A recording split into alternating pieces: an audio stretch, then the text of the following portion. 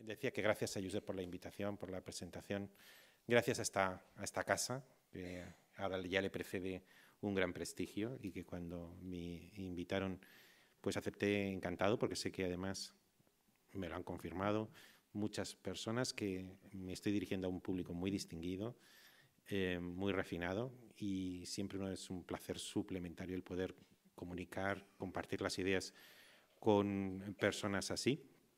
Y todo mi empeño esta tarde es que pasemos un buen rato. Pasemos un rato con ideas. Me acuerdo de un conferenciante que decía que si no lo consigo, bueno, pues que el que no se lo pase bien, que se vaya, pero que no despierte a los que se quedan, que es lo más importante. A ver si conseguimos pasar un buen rato, jugando con el concepto de dignidad en varias dimensiones. Lo voy a explicar ahora,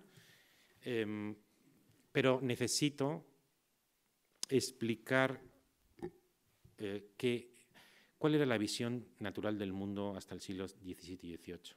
No nos damos cuenta de que nosotros no vemos el mundo tal como es, vemos el mundo interpretado. Y la interpretación dominante del mundo desde la aurora de los tiempos hasta el siglo XVIII es que el mundo es un cosmos, una cosmovisión. El cosmos es aquella visión del mundo que hace buena a la afirmación de Hegel en el principio de su libro sobre filosofía del derecho. La verdad está en el todo.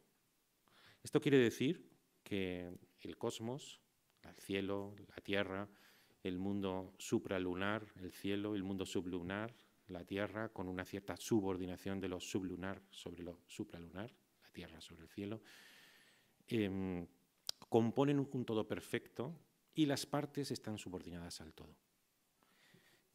Esto es muy importante porque tiene consecuencias prácticas para la dignidad.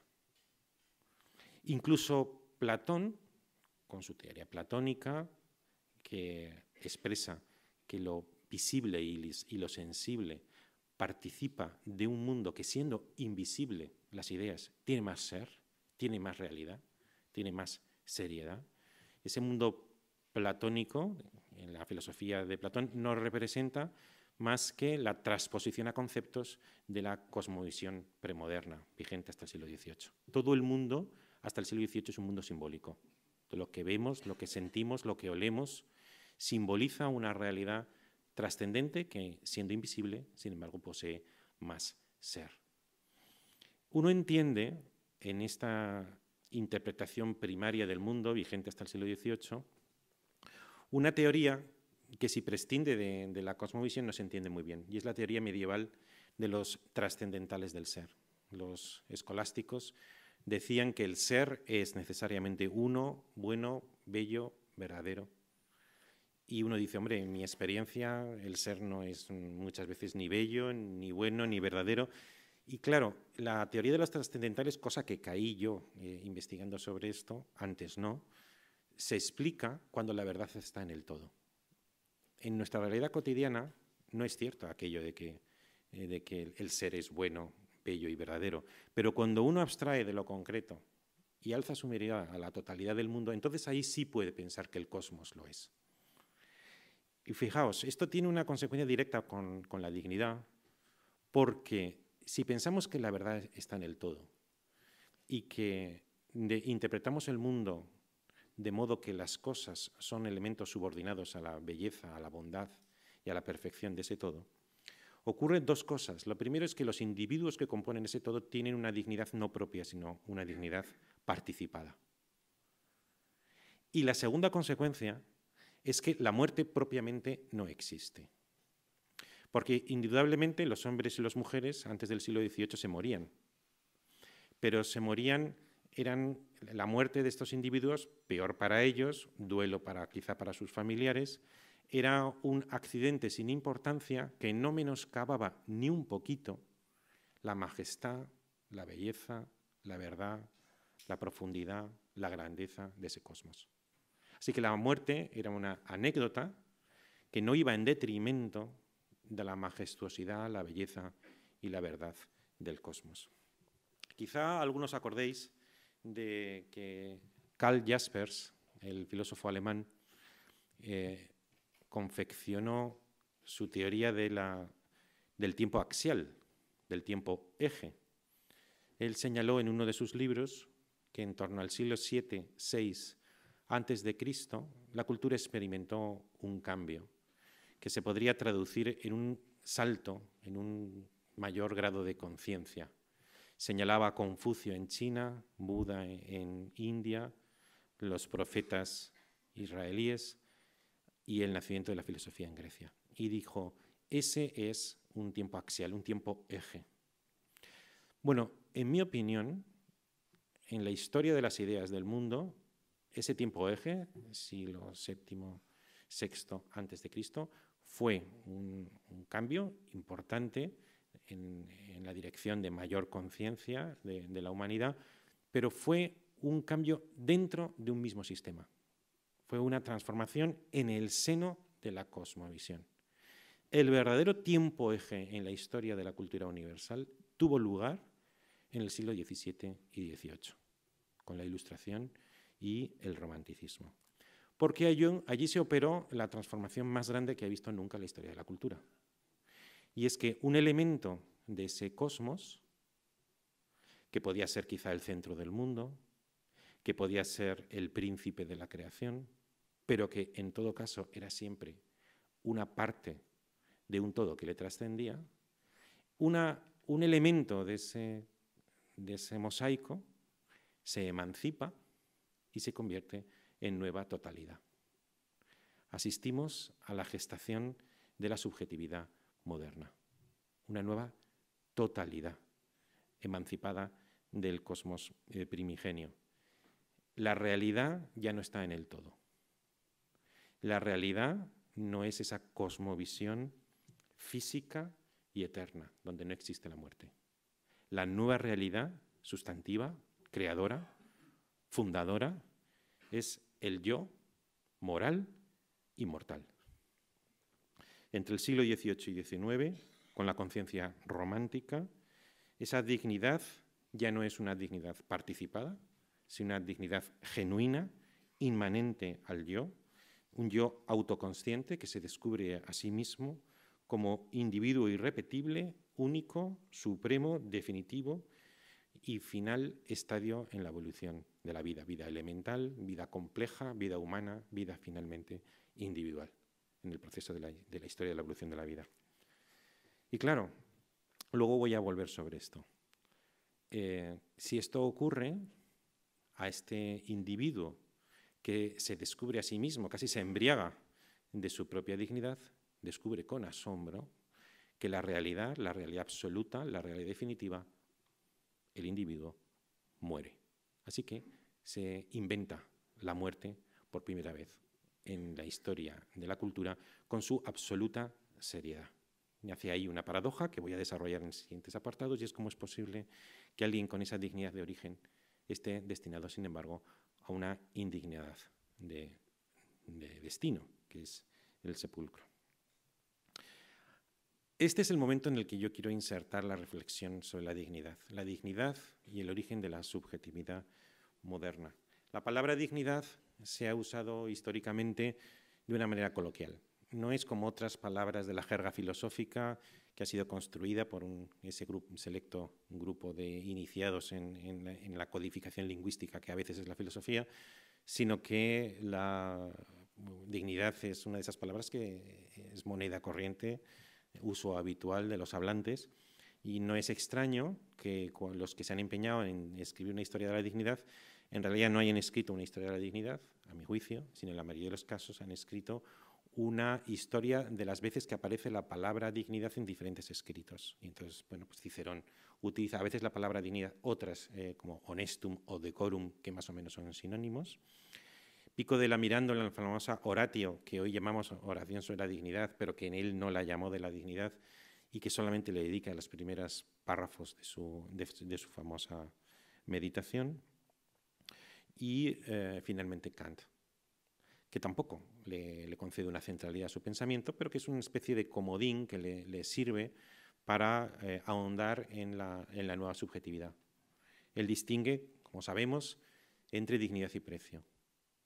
Dignidad, dice, es aquello que no puede ser sustituido por algo equivalente. Precio es aquello que sí puede ser sustituido por algo equivalente.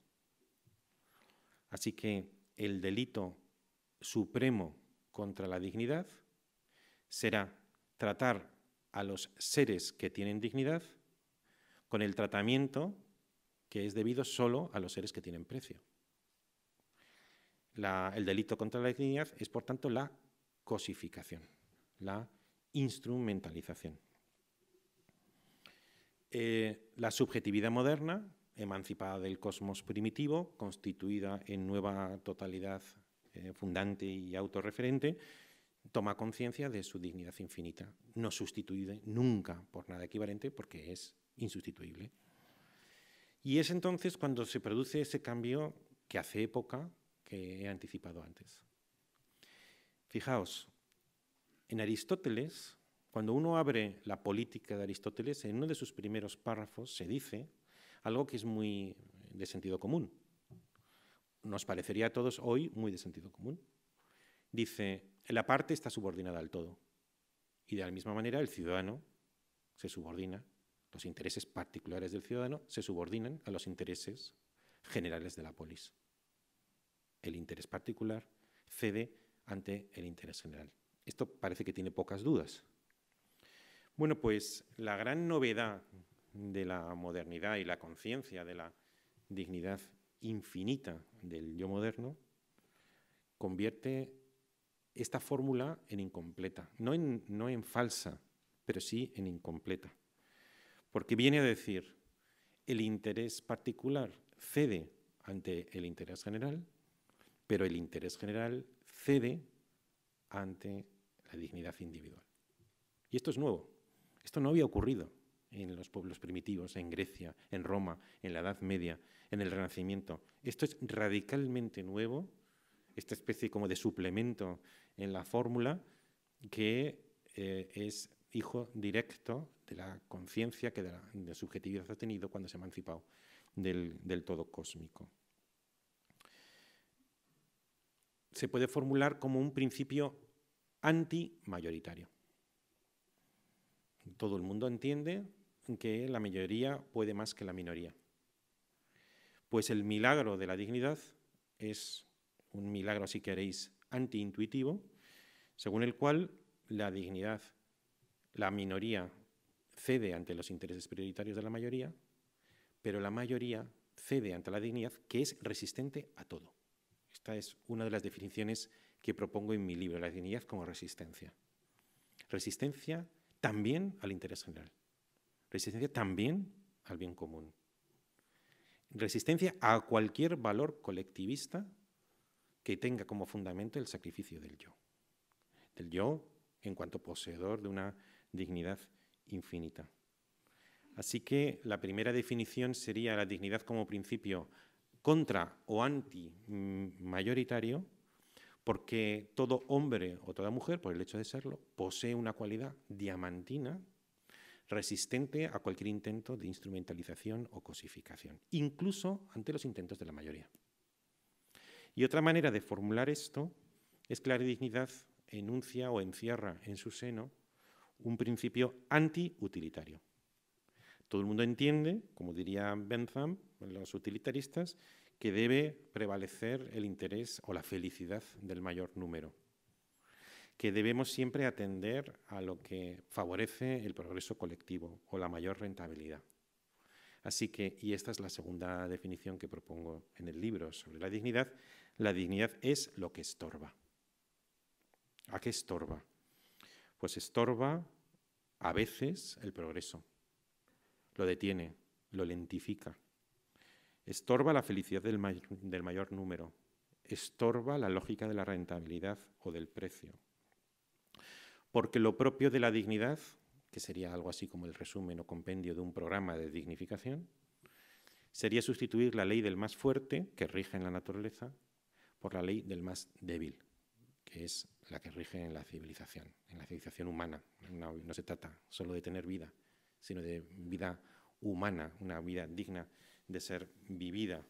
Así que la dignidad ya tendríamos un primer esbozo como principio antimayoritario, antiutilitarista, la dignidad como lo que resiste, la dignidad como lo que estorba, y que no es extraño que después haya estado en el origen de la reflexión sobre los derechos humanos y sobre los derechos fundamentales. Hasta aquí podríamos llegar. Esta reflexión que os cuento, por decirlo llanamente, me la he inventado. O sea, no la hemos encontrado en Kant, ni en Pico de la Mirándola, ni en Cicerón. No hay reflexión sobre la dignidad. Si queréis, luego, en la conversación posterior, hablamos sobre esta laguna verdaderamente llamativa. ¿Cómo es posible que un concepto tan extraordinario haya sido olvidado por la filosofía prácticamente sin excepción?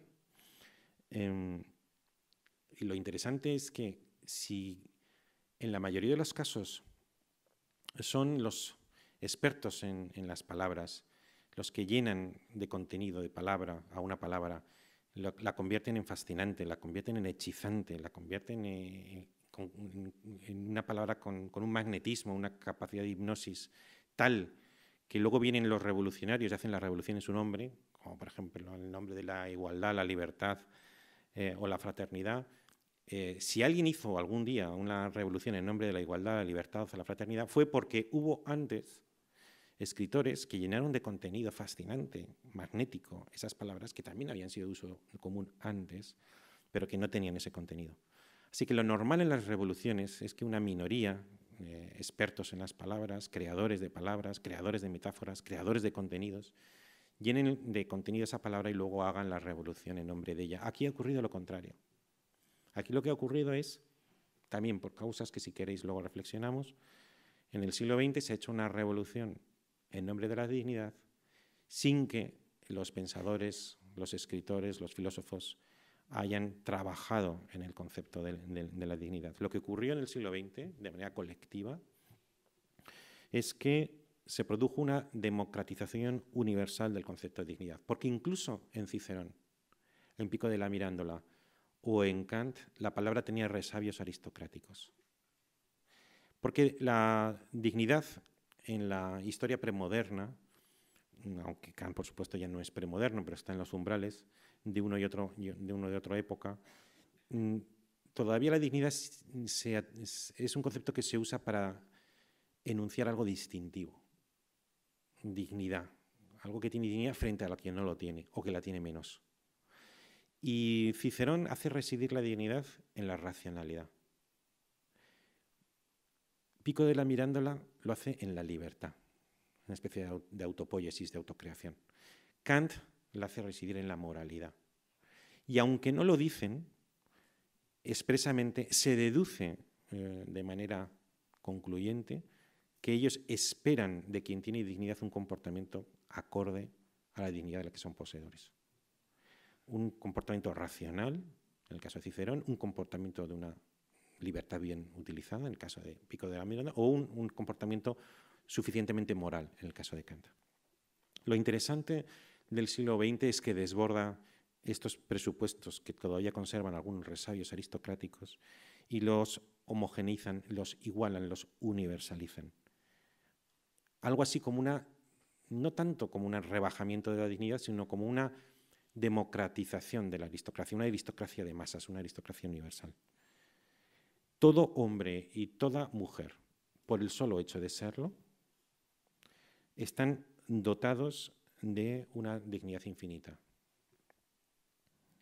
sin admitir una gradación en ella, siempre la misma y siempre total.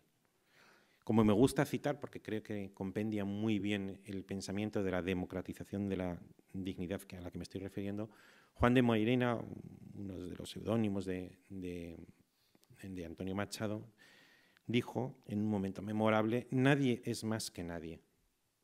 Y con eso quiere decir que por mucho que un hombre o una mujer valga, nunca tendrá valor más alto que el de ser hombre o mujer. Por mucho que valga, da igual, su cuna, su nacimiento, su sangre, su educación, su lengua, su confesión religiosa, incluso sus méritos, su comportamiento. por mucho que haga, por mucho que tenga, nunca tendrá un valor superior al de ser hombre o ser mujer. Así que, por mucho que haya personas más inteligentes o más dotadas que otras, en lo que verdaderamente importa, que es en la empresa de ser mortal y moral, nadie es más que nadie porque nadie posee con propiedad la llave de la vida. De modo que cualquier tutela de unos sobre otros está por esencia injustificada, porque no hay muchas dignidades, sino una sola y siempre la misma. Si aceptamos el presupuesto de que solamente existe una dignidad y es siempre la misma para todo hombre y toda mujer por el hecho de serlo, cualquier intento de tutela de unos sobre otros carece de fundamento filosófico y teórico. Nadie posee la llave de cómo ser mortal o vivir con dignidad. Por tanto, nadie tiene una tribuna que le permita establecer una dominación o una tutela sobre otro. La dignidad, y esto es otra definición, designa aquella propiedad privativa del individuo en virtud de la cual su poseedor se constituye en acreedor y el resto de la humanidad en deudora. ¿Quién tiene dignidad? Todos los hombres y mujeres la tenemos, somos acreedores y el resto de la humanidad es nuestra deudora. ¿Y qué nos debe? Pues nos debe siempre y en todos los casos al menos un respeto. El respeto a la dignidad de la que somos portadores. La dignidad en la época democrática es una dignidad, podría explicar esto más, pero solamente voy a enunciarlo, es una cualidad inexpropiable, incanjeable. Antes hemos dicho que a diferencia del precio no se puede sustituir por algo equivalente. Inviolable, absoluta, inmanente, igual para todos, anónima y abstracta. Esto es muy importante. Anónima y abstracta quiere decir que abstrae, la dignidad contemporánea, abstrae de las determinaciones que en el pasado hacían nacer pluralidad de dignidades. La cuna, el nacimiento, el lenguaje, la sangre, los méritos. Abstraemos de todo eso. La dignidad es siempre la misma. De manera que, llevando un poco más lejos el concepto de dignidad, como dignidad abstracta y anónima, esto nos lleva necesariamente a un cierto cosmopolitismo que desborda fronteras. Los estados tienen quizá prerrogativa para aprobar leyes de ciudadanía que dicen sobre el territorio quién es o no ciudadano de ese país, pero no pueden ignorar la dignidad de la que es poseedor todo hombre y toda mujer, por encima de fronteras, por encima de muros, por encima de continentes, por encima de lenguas. Así que todo hombre o mujer, desde el punto de vista de la dignidad, son igualmente ciudadanos del mundo, porque hemos llegado al convencimiento de que solamente existe de verdad una raza, que es la raza humana, y solamente existe un principio fundamental, que es la dignidad individual. De lo cual se extrae la necesidad o la conveniencia de distinguir entre dos dimensiones de la dignidad. Habría una dignidad que, si me permitís la palabra, enseguida explico, que sería ontológica, y otra una dignidad pragmática. Dignidad ontológica es lo que uno tiene, siempre, en todos los casos. Y además, desde el punto de vista de dignidad ontológica, vivimos en una eterna primavera. No podemos hacer nada nunca que vaya en menoscabo de la dignidad original. Nunca podemos empobrecer, empequeñecer, disminuir esa dignidad de origen. Porque es aquello que, inmerecido, sin necesidad de mérito, merece perpetuamente un respeto. Esto es lo propio de la dignidad ontológica, la que tenemos.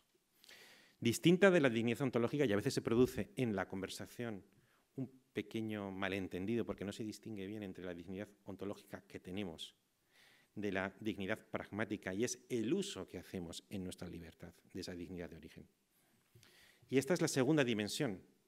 Yo puedo hacer un uso muy indigno de mi libertad, puedo comportarme de una manera abyecta Y eso no va con menoscabo de mi dignidad de origen, que merecerá siempre un respeto por el resto de la humanidad. Pero eso sí, indudablemente hay una segunda dimensión de la dignidad y es qué hago yo con mi libertad si me comporto o no acorde a la dignidad de origen de la que soy poseedor.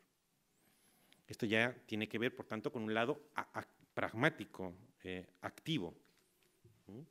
En este sentido, la dignidad pragmática no es tan distinta de un ideal moral como el que yo mismo he definido en esa tetralogía que tenía amabilidad de citar Josep, en el que, bueno, se podía enunciar el imperativo de la dignidad pragmática, luego lo voy a reformular varias veces, ya lo veréis, como compórtate conforme a la excelencia de la que eres portador. Compórtate como máxima, esta dignidad pragmática, conforme a la dignidad de la que eres portador, que es un ideal vecino, próximo al ideal de la ejemplaridad que he expuesto en otros sitios. Vale, y ahora, ¿cómo conocemos esta dignidad? ¿Cómo la percibimos? ¿Dónde está? ¿Quién la define? ¿Dónde está ahí una policía de la dignidad, ¿no?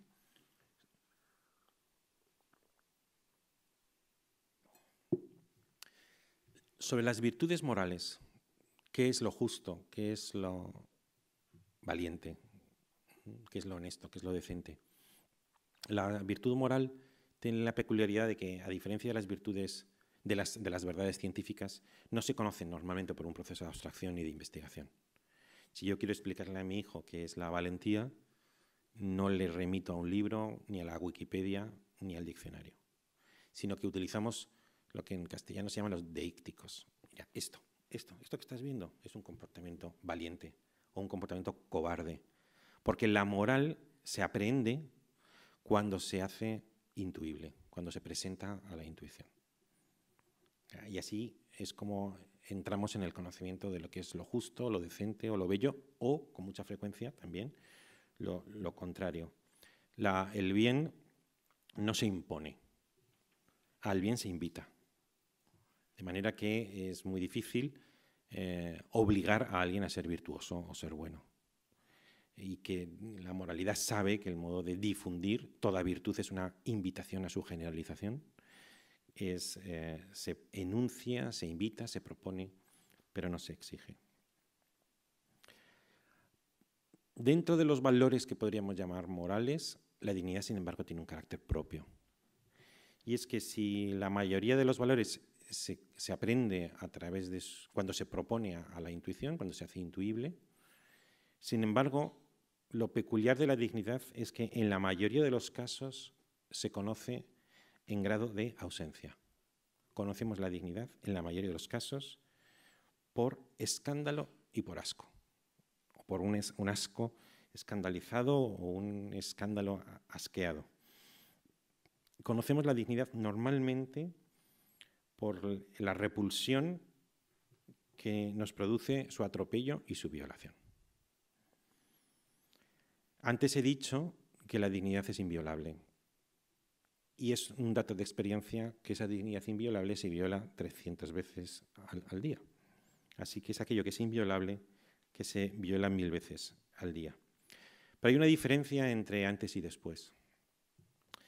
Antes de despertar el sentimiento de la dignidad de un sector, o de una persona, de un valor, esa violación no era más que una confirmación silenciosa e invisible de una situación de dominación. Y no solía tener consecuencias. Cuando uno despierta al sentimiento de la dignidad de algo, entonces no es posible ya. Es posible atropellar la dignidad, por supuesto, lo vemos todos los días, pero ya no es posible atropellar la dignidad sin envilecerte, sin degradarte personalmente, sin suscitar asco a los demás y a uno mismo, si no está completamente corrompido. Por eso el asco, como demostró Norbert Elias, es un poderoso instrumento de civilización, en el sentido de que la ley no puede llegar a todo. Si nosotros hemos interiorizado el sentimiento de la dignidad y el asco, el repudio y el escándalo ante su atropello, ese asco y ese repudio es infinitamente más efectivo que las penas asociadas al caso de incumplimiento de una ley. Porque la ley siempre será siempre primero la última ratio y depende de la constatación o verificación de un hecho que además ha tenido que ser normalmente visto por alguien.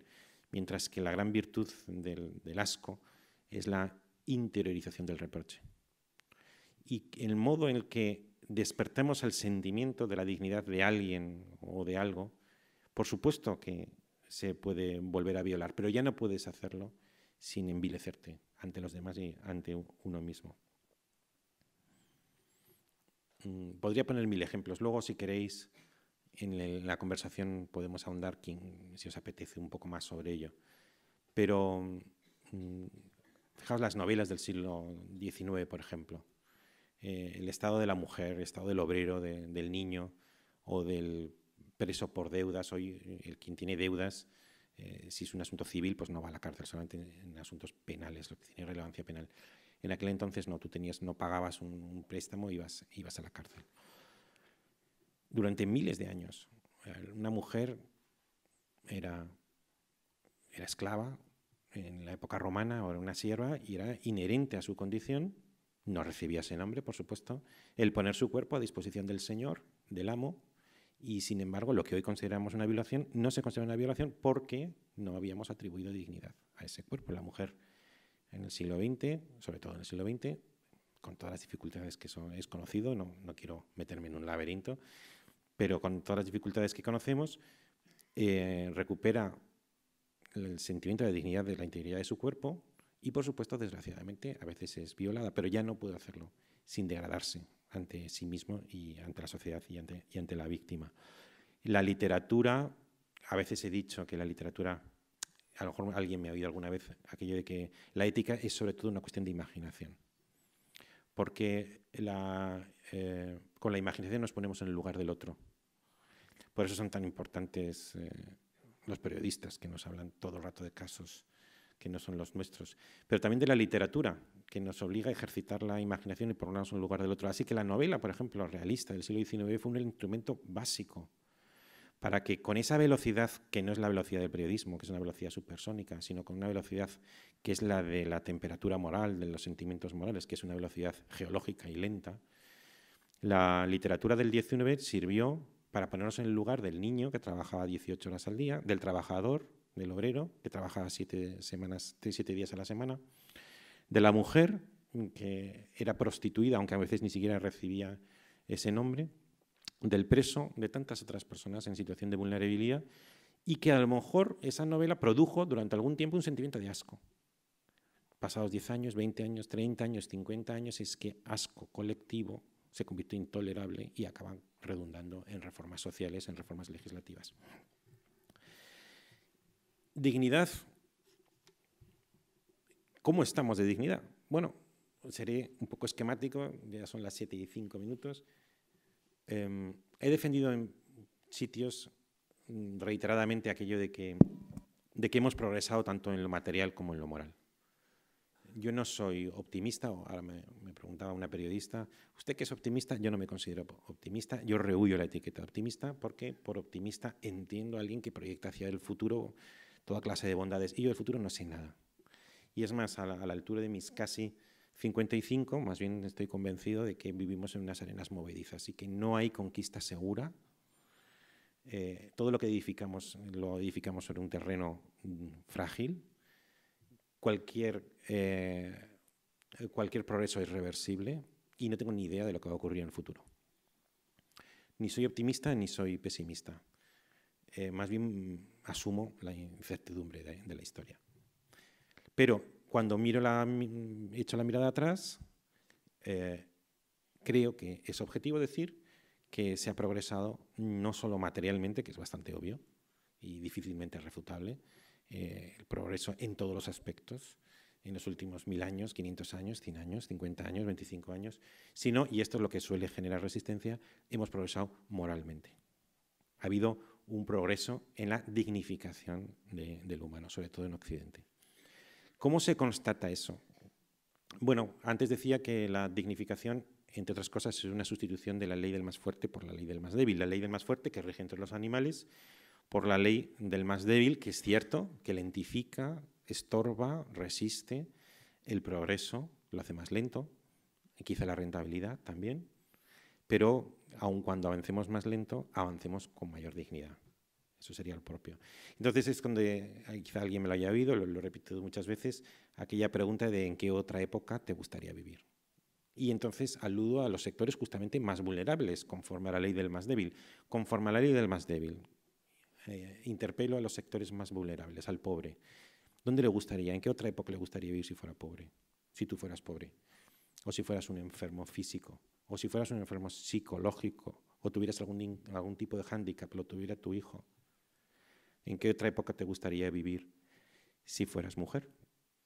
O si fueras homosexual, o si fueras viejo, o si fueras enfermo, o si fueras preso, o si fueras disidente, o si fueras extranjero. Podría seguir la lista. Y la respuesta incluso de los más antisistema es siempre hoy, hoy, hoy, hoy.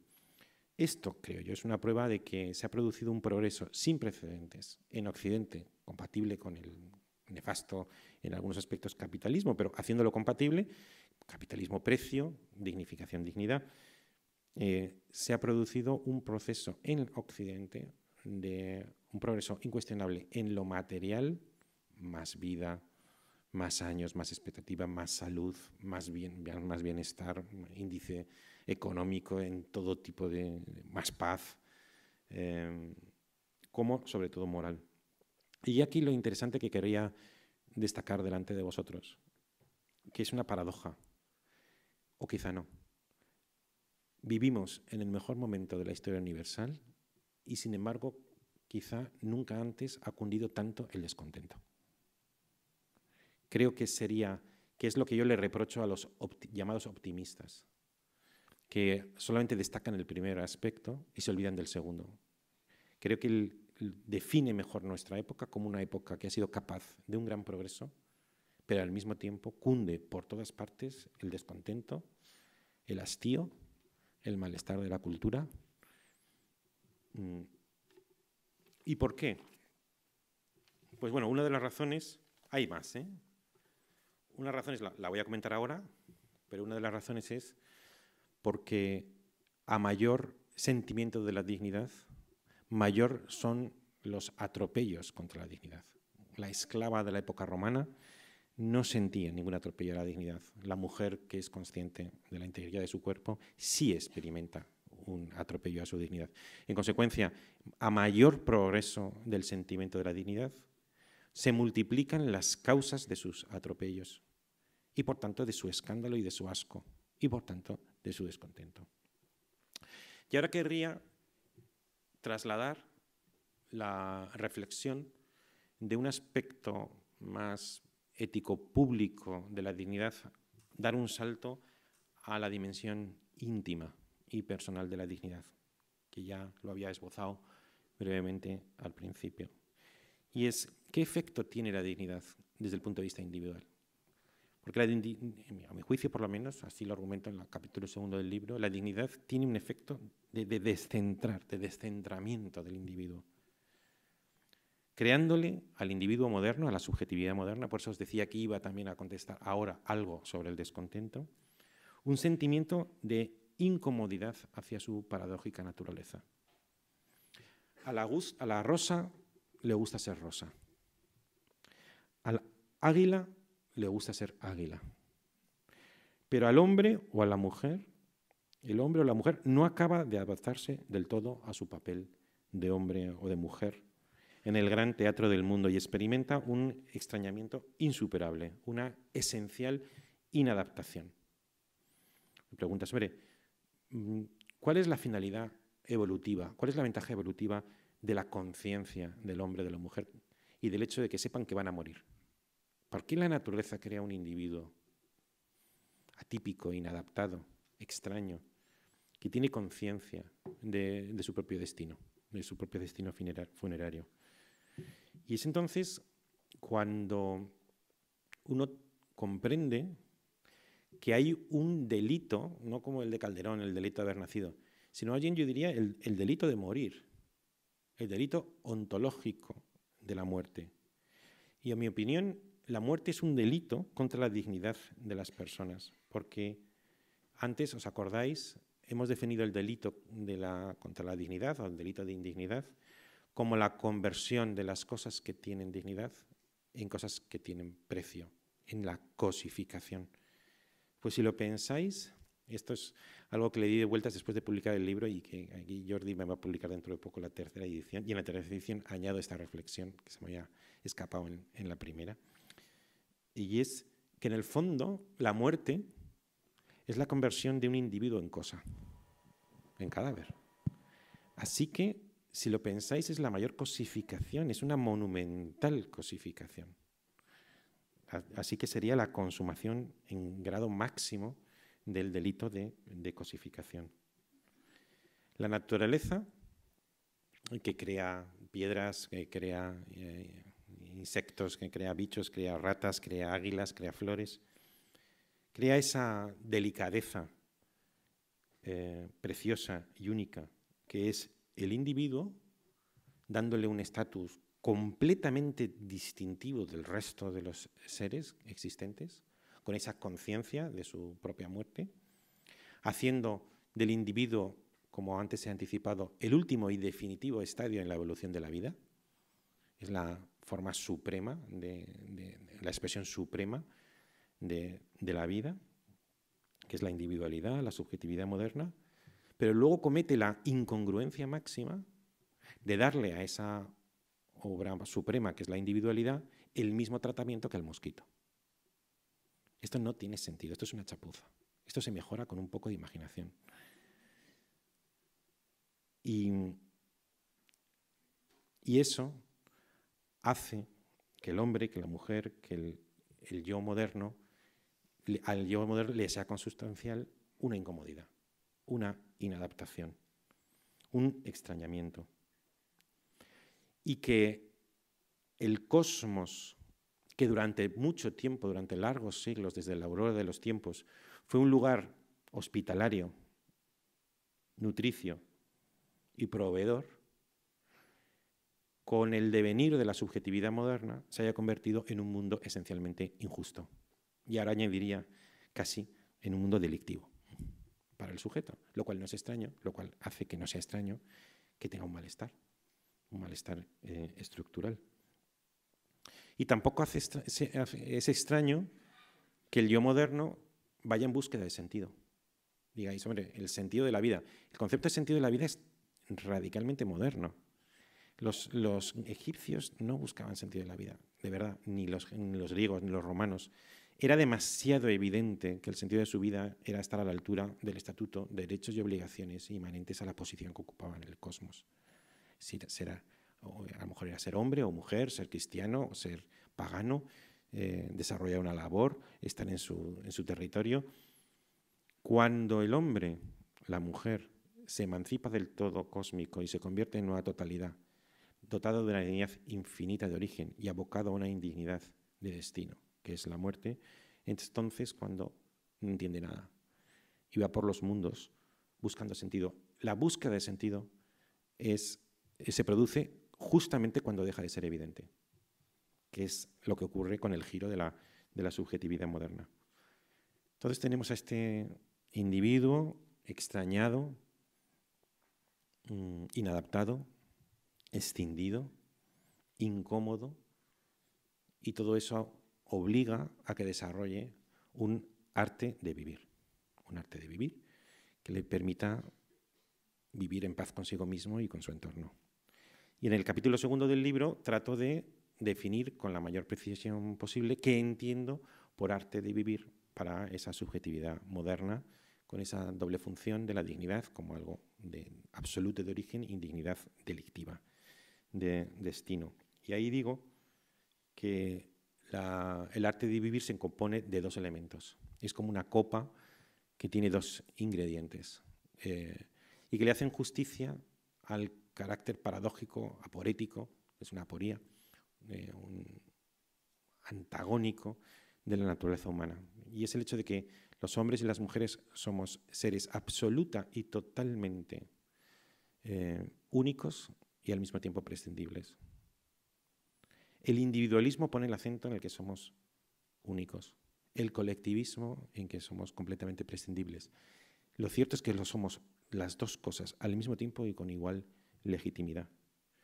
En la medida en que somos únicos, el arte de vivir incluye la necesidad de una insumisión. Una insumisión frente al delito, es decir, una resistencia a la muerte. Primero con la propia vida. Y ahí es donde suelo enunciar aquella máxima de vive de tal manera que tu muerte sea escandalosamente injusta. Cierto, nos vamos a morir. Pero lo que no podrá hacer la muerte es tener la victoria de que nos lo merecíamos. No, vamos a comportarnos de tal manera, con tal dignidad, que se va a hacer manifiesto que ese acto es delictivo, a través de un comportamiento que hará patente para los que nos sobrevivan que la muerte, mi muerte, la muerte de todos, es escandalosamente injusta. Y antes podemos desarrollar otra forma de insumisión, que es la cultura. La cultura la contemplo como una segunda naturaleza. Si la primera naturaleza puede tener un carácter delictivo respecto a esa dignidad de la que somos portadores, la segunda naturaleza creada por la cultura es una naturaleza hecha de tal manera que sea un espejo justo de la dignidad que tenemos. Y entonces sustituimos esa ley delictiva por una ley civilizada, donde es la cultura florezcan la belleza, la verdad, la bondad, la solidaridad, la justicia, la ternura, la compasión, teniendo en cuenta además de que, antes decíamos para qué sirve, ¿no? ¿Qué ventaja evolutiva tiene que el hombre y la mujer tengan conciencia de su propia muerte? Bueno, pues una de las ventajas es que si tenemos conciencia de nuestra propia muerte, paradójicamente es entonces cuando nacen en esa conciencia los bienes que hacen la vida digna de ser vivida. En la medida en que somos conscientes que vamos a morir, en esa misma medida, y solamente porque lo somos, nacen cosas como la belleza, el amor, la amistad, la justicia, la solidaridad, la ternura, la compasión, incluso el Estado, incluso la ciencia, la filosofía, el arte. Es decir, todo aquello que es distintivamente humano, que los dioses en el Olimpo normalmente ignoran, porque son inmortales y por tanto no tienen conciencia de su propia muerte. Así que la conciencia de la propia muerte hace brotar paradójicamente aquellos bienes, aquellos valores que hacen la vida digna de ser vivida. Pero hemos dicho que el primer ingrediente de la copa que almacena el arte de vivir era la insumisión, pero el segundo es la reconciliación con nuestra imperfección. Aceptar que somos imperfectos. Aceptar que somos un elemento más en la renovación permanente de la vida, que pertenecemos a un ciclo del nacer y del morir. Y asumir que los astros y los planetas giraban antes de que nosotros apareciéramos y seguirán girando después, borrando probablemente toda huella de nuestro paso por el mundo. Y necesitamos también un arte para esa reconciliación, y los tres instrumentos más educativos para la reconciliación con la propia imperfección son, a mi juicio, la deportividad, el juego y el humor. La deportividad, entendida como cuando se dice de alguien que tiene o no tiene deportividad, que es alguien que asume la derrota de antemano y pese a eso juega. A veces digo aquello de que la vida es deporte de alto riesgo. Quiere decir que tarde o temprano tendrás una lesión y algunas de las lesiones te retirarás definitivamente. Y pese a eso, jugar con deportividad, asumiendo esas lesiones o esos incidentes de antemano. En segundo lugar, el juego, porque quien juega lo hace por el placer de hacerlo y sin finalidad instrumental o utilitaria. Tomar la vida como un juego en el que merece la pena jugar, como hacen los niños, sin el buscar el porqué, por el placer de hacerlo, ¿no? Como aquella decía el poeta, ¿no? Pues a la rosa le gusta ser rosa, dice también Aristóteles en un momento dado, el placer del ejercicio de las potencias. Pues a la rosa le gusta ser rosa, al águila le gusta ser águila, aprender al hombre, a la mujer, a ser hombre o a ser mujer. Y finalmente, también como un instrumento poderosísimo en el arte de la vida, sería el humor. El humor como un instrumento de relativización frente a cualquier anhelo de totalitarismo. Lo primero que echa el totalitarismo político de su reino es el humor. Primer totalitarismo, el político. Lo primero que pierde el totalitarismo del ego, del narcisismo enfermizo y patológico, es el humor a costa de uno mismo. Y luego estaría el totalitarismo de la muerte, que, como dice Max Scheler en un famoso libro, solamente la vida es resistible si les polvorea un poco de humor o incluso de banalidad. Así que la combinación entre humor, deportividad y juego nos podrá servir para cumplir lo que dice Montaigne en uno de sus famosos, el último de sus ensayos. Dado que tenemos que participar de la comedia de la vida, tratemos de hacer un buen papel. Tampoco es gran cosa, pero una vez que aceptamos que el mundo y nuestra vida en ella, esa incomodidad, esa escisión, esa inadaptación esencial, que hace que a veces sentamos la vida como una teatralización, como un teatro, como una comedia, con humor, con deportividad y con espíritu de juego, intentar hacer un buen papel en la comedia.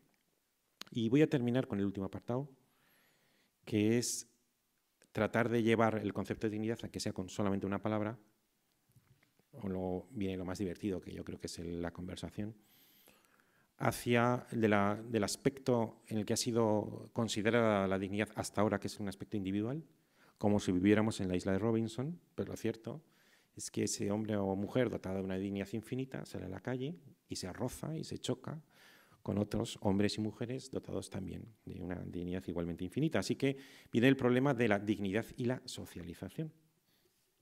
Así que ese imperativo pragmático que antes decíamos, compórtate conforme a la excelencia de que eres portador, o también vive tu vida de tal manera que la muerte sea escandalosamente injusta, parece que contempla la dignidad solamente en su aspecto individual y debemos complementarla con otra máxima que ya tiene en cuenta a los demás y que diría algo así como: obra de tal manera que respetes en todo caso la dignidad de los otros.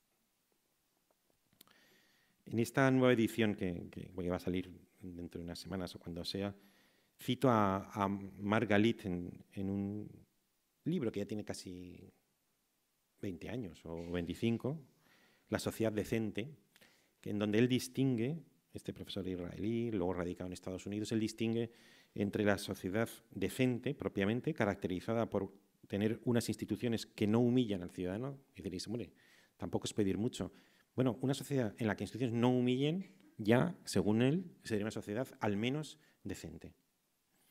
Pero se complementaría, esto no lo desarrolla, simplemente lo menciona, con una sociedad que además de decente, fuera una sociedad civilizada, que ya no pone el acento en que las instituciones humillen o no al ciudadano, sino que dice que una sociedad civilizada sería aquella cuyos ciudadanos se guardan mutuo respeto entre sí.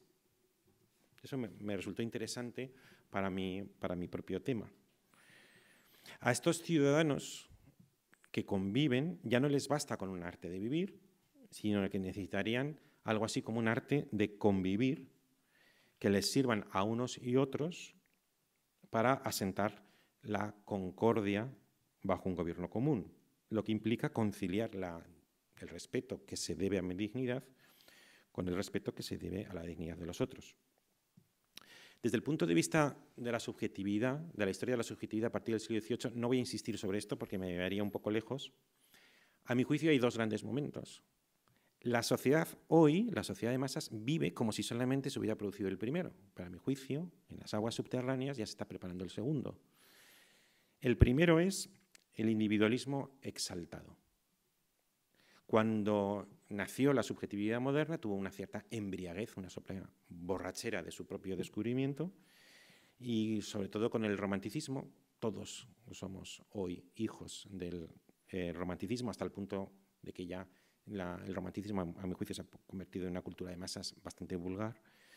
Hay un primer momento de individualismo exaltado, sin límites. De hecho, para ese individualismo todo límite es opresión. Y el modelo sentimental para esta primera fase del individualismo moderno es el amor romántico exaltado, totalizador, sin límites. Cualquier límite al amor romántico es alienante, opresivo, etcétera, etcétera. El segundo momento de la historia de la subjetividad moderna ya no es el individualismo exaltado, sino un individualismo educado, un individualismo domesticado, civilizado, que preserva la dignidad infinita y los derechos que le son inherentes de cada uno de los individuos, pero se concuerdan con la dignidad o los derechos del otro, lo que implica necesariamente la aceptación de determinados límites. No límites alienantes, sino límites, ahora lo voy a argumentar, que paradójicamente amplían la libertad. Como una frase, un verso de Goethe que a mí me gusta citar mucho, en este segundo momento de la historia de la individualidad, el lema sería el verso de Goethe: limitarse es extenderse. Limitarse es extenderse. En este segundo instante, el modelo ya no es el amor romántico, sino que el modelo de este segundo momento de la subjetividad es la amistad. La amistad como modo de socialización no coercitiva, una gozosa autolimitación.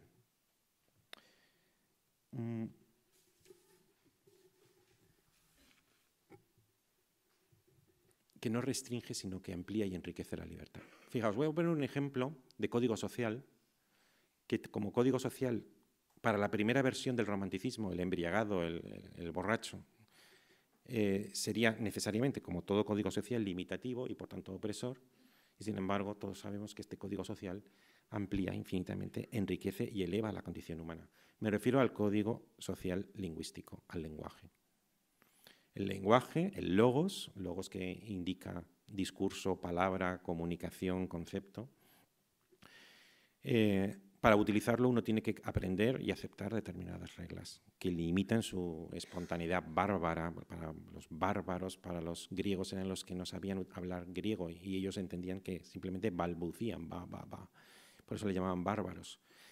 Bueno, pues el lenguaje, cuando aceptamos las reglas de la gramática, con su morfología, con su sintaxis, con su semántica, es decir, cuando aceptamos limitarnos, curiosamente, nos elevamos por encima de una condición animal y nos convertimos en sujetos con discurso, con logos, con conversación, con inteligencia, con comunicación, con concepto. Así que ahí tenéis un ejemplo de algo que, siendo una limitación, no nos restringe, no nos limita, no nos empequeñece, sino que nos ensancha, nos eleva y nos enriquece. Y el segundo ejemplo que a mí me gusta, y me parece incluso todavía más sugerente, es el de la amistad. La amistad es diferente, por ejemplo, del amor romántico, en el sentido de que la amistad es plural, admite tener muchos amigos, mientras que el amor romántico tiende a ser totalitario. Pero también es distinto, por ejemplo, de la caridad cristiana, porque la caridad cristiana debe practicarse con todo el mundo, incluso con todos los enemigos, mientras que la amistad es una inmensa preferencia. Así que el primer elemento de la amistad, a diferencia de la caridad, se parece al amor romántico, es una inclinación personal. Pero, por lo menos en castellano, no sé si se dice así en catalán, pero por lo menos en castellano hay una expresión que dice que a los amigos le tenemos ley. Tener ley al amigo.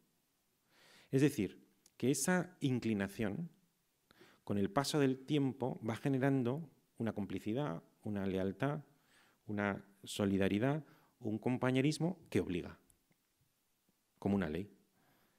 Ciertamente no como una ley jurídica, cuyo incumplimiento lleva aparejado sanciones coactivas, multas, cárcel, pero sí una ley cuyo incumplimiento tiene consecuencias morales. Uno pierde la amistad, pierde la lealtad, pierde la fidelidad, pierde la complicidad.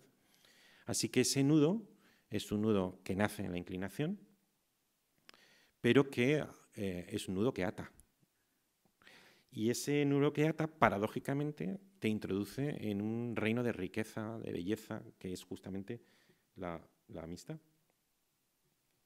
Así que me parece un buen ejemplo de esa socialización no coactiva a la que aspiro como modelo para la coordinación o concordia entre las personas dotadas de dignidad. Sería una ciudadanía que ya no se comporta porque aspire a un beneficio o porque atarga la ley o porque tema una sanción en caso de castigo o de incumplimiento, sino un corazón educado de tal manera que uno elige por inclinación y se vincula a ello como si fuera una ley, aquello que hace compatible mi dignidad con la dignidad del otro. Establece, acepta como propio, se apropia gozosa y por propia inclinación aquellos límites que concuerdan mi dignidad con la dignidad del otro. Y eso, a ese corazón educado de esa manera, a mí me gusta utilizar una palabra para definirlo, y es un corazón elegante. Entendiendo por elegante, no por supuesto esa elegancia que tiene con la manera de ver, con la manera de vestir, sino elegancia como sinónimo de ética, porque elegancia viene de elegir. Y ya no se trata solo de ser libres, sino de ser libres eligiendo correctamente para que mi dignidad sea respetada y la de las demás también. Así que ya no se trata solo de ser libres, sino de ser libres juntos, aceptando determinados límites, que es lo mismo que decir que ser elegantes. Y por último, y con eso termino, me puedo imaginar una sociedad educada de tal manera que se hayan generalizado unos hábitos de socialización no coactiva que redundarían finalmente en el ideal que propongo en el penúltimo capítulo del libro, de una república de amistad, donde estuviera regida no por la ley coactiva, sino por la ley de la amistad. Y si os parece, lo dejo aquí y me pongo a vuestra disposición. Gracias.